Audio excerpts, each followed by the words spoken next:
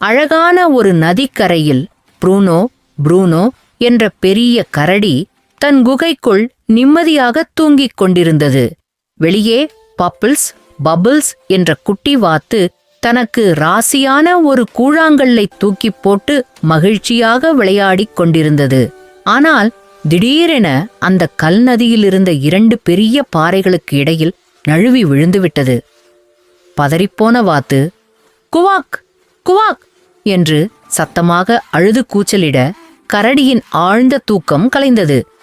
கோபமாக வெளியே வந்த ப்ரூனோவிடம் அந்த சின்ன வாத்து பாறைகளைக் காட்டி தன் கல்லை எடுத்து தருமாறு கெஞ்சியது.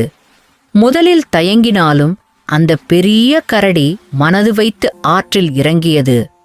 பாறை இடுக்கில் தன் நீண்ட கையை விட்டு தேடி அந்த சிறிய கல்லை வெளியே எடுத்து தந்தது.